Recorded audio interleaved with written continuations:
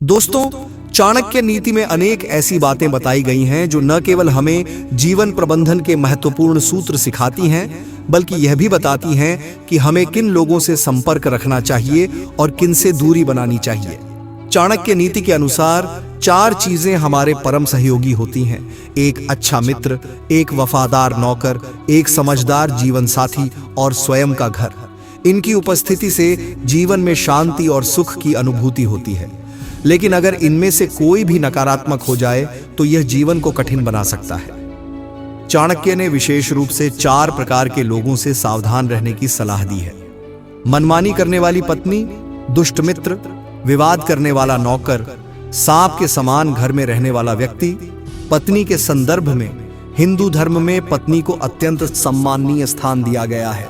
उसे अर्धांगिनी कहा गया है, जिसका अर्थ है शरीर का आधा भाग। एक पत्नी न केवल जीवन साथी होती है बल्कि परिवार की नींव भी होती है। लेकिन यदि पत्नी का स्वभाव मनमानी करने वाला हो और वह केवल अपने स्वार्थ के लिए किसी भी हद तक जाने को तैयार हो, तो ऐसा जीवन कष्टमय हो जाता है। चाणक्य नीति में कहा गया है कि मनमानी करने वाली पत्नी के साथ रहना साक्षात मृत्यु के समान होता है। इसलिए व्यक्ति को बुद्धिमानी से जीवन साथी का चयन करना चाहिए और विवेकपूर्वक निर्णय लेना चाहिए। आचार्य चाणक्य कहते हैं कि यदि हमारे जीवन में कोई सच्चा हितैषी होता है तो वह हमारा सच्चा मित्र होता है। धर्म ग्रंथों में भी सच्चे मित्रों की अनेक कहानियां पढ़ने और सुनने को मिलती हैं। जब हम किसी दुविधा में फंस जाते हैं तो एक अच्छा मित्र हमें सही मार्ग दिखाने का कार्य करता है। लेकिन यदि आपका मित्र दुष्ट प्रवृत्ति का है तो वह आपके लिए सबसे बड़ा खतरा बन सकता है। वह अपने स्वार्थ के लिए आपको गलत सलाह दे सकता है या फिर शारीरिक रूप से नुकसान पहुंचा सकता है। एक गलत सलाह और शारीरिक क्षति, दोनों ही रूपों में दुष्ट मित्र साक्षात मृत्यु के समान होता है। इसलिए चाणक्य नीति में ऐसे मित्रों से सावधान रहने की सलाह दी गई है। नौकरों के संदर्भ में घरों में नौकर रखने की परंपरा काफी पुरानी है। वर्तमान में भी प्रतिष्ठित परिवारों में जरूरत के अनुसार नौकर रखे जाते हैं। नौकर न केवल अपने मालिक की आवश्यकताओं का ध्यान रखते हैं, बल्कि वे घर के गुप्त भेद भी जान लेते हैं। यदि नौकर झगड़ालू प्रवृत्ति का हो तो वह किसी भी समय आपके लिए बड़ी समस्या खड़ी कर सकता है। यदि कोई नौकर आपका कोई गुप्त भेद जानता हो तो विवाद की स्थिति में वह कभी भी उसे उजागर कर सकता है, और यदि झगड़ा अधिक बढ़ जाए तो वह शारीरिक हानि भी पहुंचा सकता है। यही कारण है कि चाणक्य नीति में कहा गया है कि झगड़ालू और धोखेबाज नौकर से हमेशा सतर्क रहना चाहिए। चाणक्य जी कहते हैं कि यदि आप जिस घर में रहते हैं वहां सांप का निवास है तो आपकी जान हमेशा खतरे में रहती है।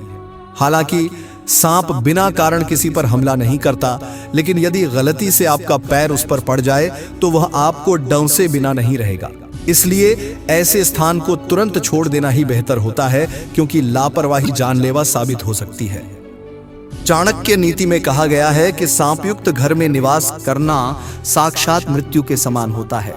धन, पत्नी और राज्य खोकर पुनः प्राप्त किए जा सकते हैं, लेकिन यदि आप अपना जीवन गंवा दें तो उसे वापस नहीं पाया जा सकता। चाणक्य जी यह भी कहते हैं कि यदि हम बड़ी संख्या में एकत्र हो जाएं तो दुश्मन को परास्त कर सकते हैं। ठीक उसी प्रकार जैसे घास के तिनके एक साथ रहने पर ताकतवर हो जाते हैं और पानी पर तेल तैरने लगता है।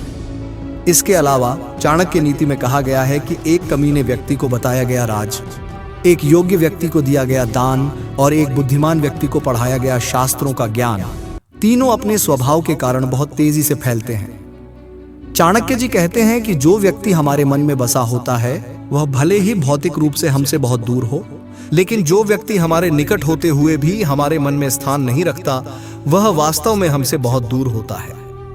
यदि हम किसी से कुछ प्राप्त करना चाहते हैं तो हमें उसे ऐसे शब्द बोलने चाहिए जिससे वह प्रसन्न हो जाए।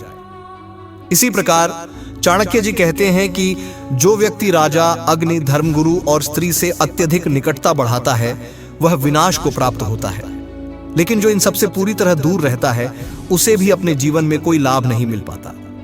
इसलिए उचित संतुलन बनाए रखना ही बुद्धिमानी है। चाणक्य जी यह भी कहते हैं कि एक ही वस्तु अलग अलग लोगों को उनकी योग्यता के अनुरूप भिन्न भिन्न रूप में दिखाई देती है। किसी साधक के मन में किसी वस्तु को देखकर कोई कामना नहीं उत्पन्न होती, जबकि लंपट व्यक्ति हर चीज में स्त्री का स्वरूप देखता है और कुत्ता हर चीज को मांस समझता है। इसलिए चाणक्य जी सलाह देते हैं कि कुसंग का त्याग करें और संतजनों के साथ मेलजोल बढ़ाएं। दिन रात गुणों का संचय करें और सदैव उन चीजों पर चिंतन करें जो शाश्वत हैं, जबकि जो नश्वर हैं उन्हें भुला देना ही उचित है। तो दोस्तों, आशा करता हूं कि आपको इस वीडियो से काफी कुछ सीखने को मिला होगा। अपना कीमती समय देने के लिए आप सबको बहुत बहुत धन्यवाद। यह वीडियो आप लोगों को अच्छी लगी तो वीडियो को शेयर, सब्सक्राइब, लाइक जरूर करें। फिर मिलेंगे कुछ नया सिक्के के साथ और एक नए वीडियो में। तब तक के लिए आप अपना ख्याल रखें। ओम नारायणाय नमो।